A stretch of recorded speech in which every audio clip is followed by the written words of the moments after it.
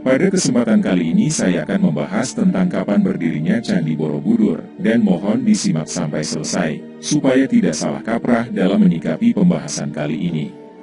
Borobudur adalah sebuah candi Buddha yang terletak di Borobudur, Magelang, Jawa Tengah, Indonesia.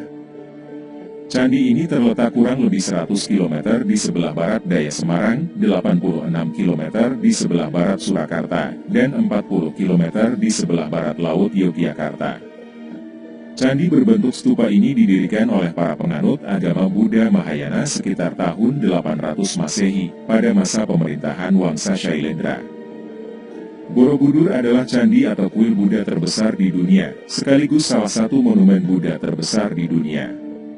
Monumen ini terdiri atas 6 teras berbentuk bujur sangkar, yang di atasnya terdapat 3 pelataran melingkar, pada dindingnya dihiasi dengan 2.672 panel relief, dan aslinya terdapat 504 arca Buddha. Borobudur memiliki koleksi relief Buddha terlengkap dan terbanyak di dunia. Stupa utama terbesar terletak di tengah, sekaligus memahkotai bangunan ini, dikelilingi oleh 3 barisan melingkar 72 stupa berlubang, yang di dalamnya terdapat arca Buddha tengah duduk bersila, dalam posisi teratai sempurna dengan mudra, sikap tangan, Dharma Cakra Mudra, memutar roda Dharma. Monumen ini merupakan model alam semesta, dan dibangun sebagai tempat suci untuk memuliakan Buddha, sekaligus berfungsi sebagai tempat ziarah, untuk menuntun umat manusia, beralih dari alam nafsu duniawi, menuju pencerahan, dan kebijaksanaan sesuai ajaran Buddha. Peziarah masuk melalui sisi timur, dan memulai ritual di dasar candi, dengan berjalan melingkari bangunan suci ini searah jarum jam, sambil terus naik ke undakan berikutnya, melalui 3 tingkatan ranah dalam kosmologi Buddha. Ketiga tingkatan itu adalah Kama Dhatu, yaitu ranah hawa nafsu, Rupa Dhatu, yaitu ranah berwujud, dan Arupa Dhatu, yaitu ranah tak berwujud. Menurut bukti-bukti sejarah, Borobudur ditinggalkan pada abad ke-14, seiring melemahnya pengaruh kerajaan Hindu dan Buddha di Jawa, serta mulai masuknya pengaruh Islam. Dunia mulai menyadari keberadaan bangunan ini sejak ditemukan 1814 oleh Sir Thomas Stamford Raffles, yang saat itu menjabat sebagai Gubernur Jenderal Inggris atas Jawa. Sejak saat itu Borobudur telah mengalami serangkaian upaya penyelamatan dan pemugaran perbaikan kembali. Proyek pemugaran terbesar digelar pada kurun waktu 1975 hingga 1982, atas upaya pemerintah Republik Indonesia dan UNESCO, kemudian situs bersejarah ini masuk dalam daftar situs warisan dunia. Borobudur kini masih digunakan sebagai tempat ziarah keagamaan. Tiap tahun umat Buddha yang datang dari seluruh Indonesia dan mancanegara berkumpul di Borobudur untuk memperingati Trisuci Waisak. Dalam dunia pariwisata, Borobudur adalah objek wisata tunggal di Indonesia yang paling banyak dikunjungi wisatawan. Dalam bahasa Indonesia, bangunan keagamaan purbakala disebut candi. Istilah candi juga digunakan secara lebih luas untuk merujuk kepada semua bangunan purbakala yang berasal dari masa Hindu-Buddha di Nusantara, misalnya gerbang, gapura, dan petirtaan, kolam dan pancuran pemandian. Asal mula nama Borobudur tidak jelas, meskipun memang nama asli dari kebanyakan candi di Indonesia tidak diketahui. Nama Borobudur pertama kali ditulis dalam buku Sejarah Pulau Jawa, karya Sir Thomas Stamford Raffles. Raffles menulis mengenai monumen bernama Borobudur, akan tetapi tidak ada dokumen yang lebih tua yang menyebutkan nama yang sama persis. Satu-satunya naskah Jawa kuno yang memberi petunjuk mengenai adanya bangunan suci Buddha yang mungkin merujuk kepada Borobudur adalah Nagara Kretagama yang ditulis oleh Empu Prapanca pada 1365. Banyak teori yang berusaha menjelaskan nama candi ini. Salah satunya menyatakan bahwa nama ini kemungkinan berasal dari kata Sambara Budara, yaitu artinya gunung Budara, di mana di lereng-lerengnya terletak teras-teras, dan selain itu terdapat beberapa etimologi rakyat lainnya. Misalkan kata Borobudur berasal dari ucapan para Buddha, yang karena pergeseran bunyi menjadi Borobudur. Penjelasan lainnya yaitu bahwa nama ini berasal dari 2 kata bara dan beduhur. Kata bara konon berasal dari kata vihara, sementara ada pula penjelasan lain di mana bara berasal dari bahasa Sanskerta, yang artinya kompleks candi atau biara, dan beduhur artinya yaitu tinggi, atau mengingatkan dalam bahasa Bali, yang berarti di atas. Jadi Candi Borobudur maksudnya yaitu sebuah biara atau asrama yang berada di tanah tinggi. Sejarawan J.G. de Casparis dalam disertasinya untuk mendapatkan gelar doktor pada 1950 berpendapat bahwa Borobudur adalah tempat pemujaan. Berdasarkan prasasti Karangtengah dan Tri Tepusan, Casparis memperkirakan pendiri Borobudur adalah Raja Mataram dari Wangsa Shailendra, bernama Samaratungga, yang melakukan pembangunan sekitar tahun 824 Masehi. Bangunan raksasa itu baru dapat diselesaikan pada masa putrinya, Ratu Pramudawardhani. Pembangunan Borobudur diperkirakan memakan waktu setengah abad. Dalam prasasti Karangtengah, disebutkan mengenai penganugerahan Tanah Sima, tanah bebas pajak, oleh Sri Kahulunan Pramudawardhani untuk memelihara Kamulan, yang disebut Bumi Sambara. Istilah Kamulan sendiri berasal dari kata mula, yang berarti tempat asal-muasal, bangunan suci untuk memuliakan leluhur, kemungkinan leluhur dari Wangsa Sailendra.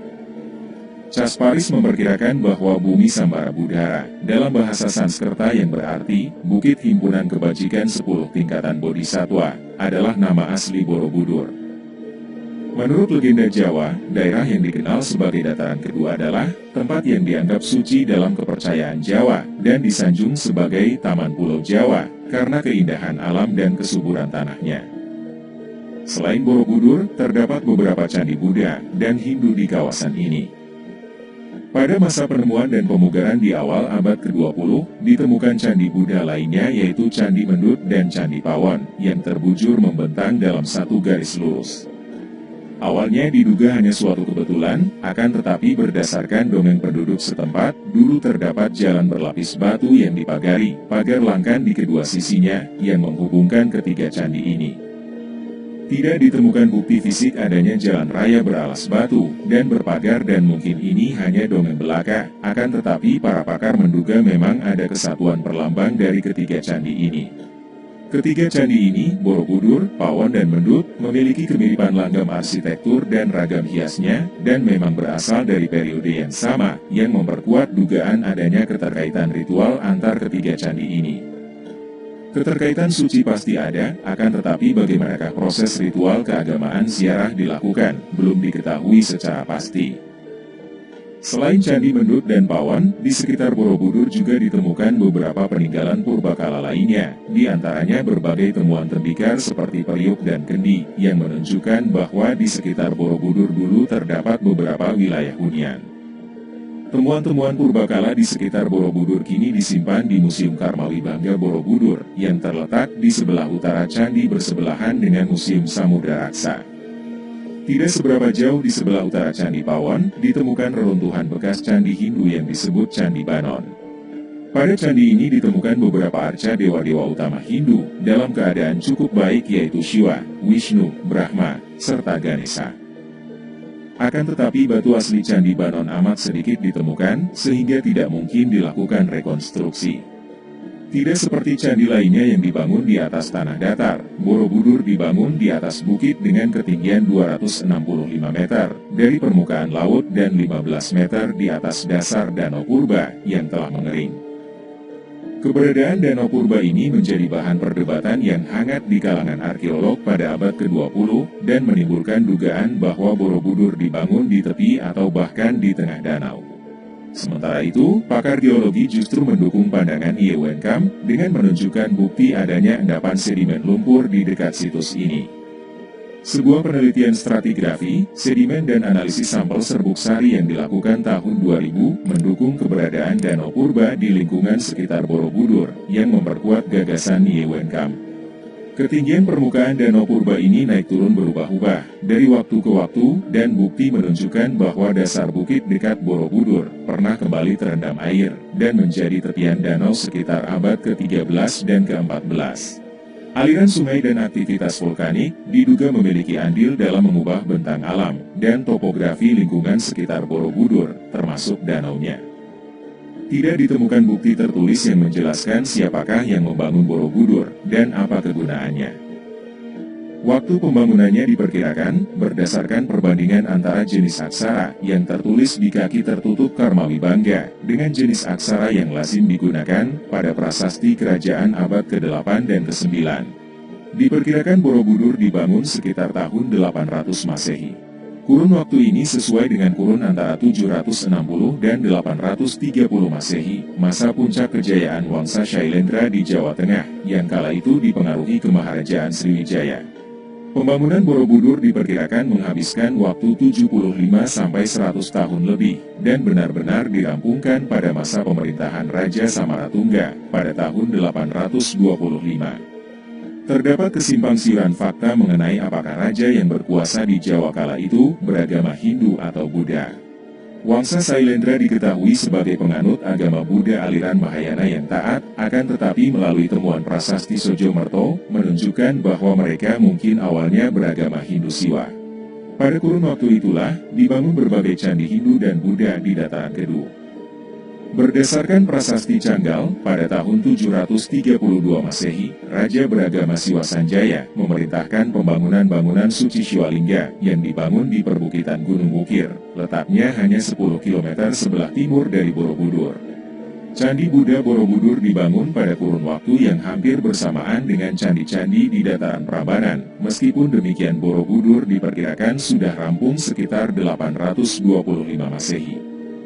Yang berarti 25 tahun lebih awal sebelum dimulainya pembangunan Candi Siwa Prambanan, sekitar tahun 850 Masehi.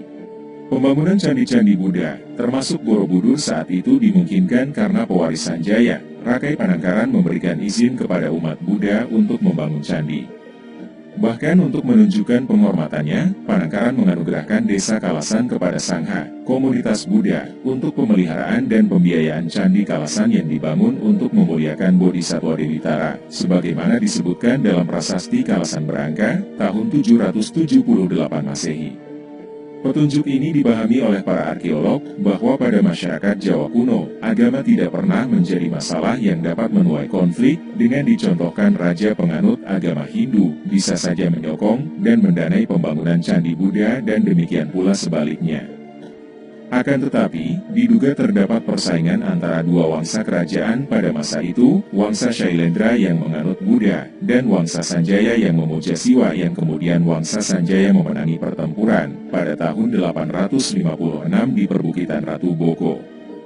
Ketidakjelasan juga timbul mengenai Candi Roro Jonggrang di Prambanan, candi megah yang dipercaya dibangun oleh sang pemenang Rakai Pikatan, sebagai jawaban Wangsa Sanjaya untuk menyaingi kemegahan Borobudur, milik Wangsa Shailendra.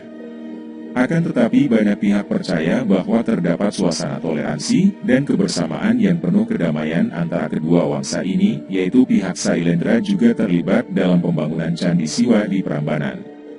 Borobudur tersembunyi dan telantar selama berabad-abad, terkubur di bawah lapisan tanah dan debu vulkanik yang kemudian ditumbuhi pohon dan semak belukar, sehingga Borobudur kala itu benar-benar menyerupai bukit.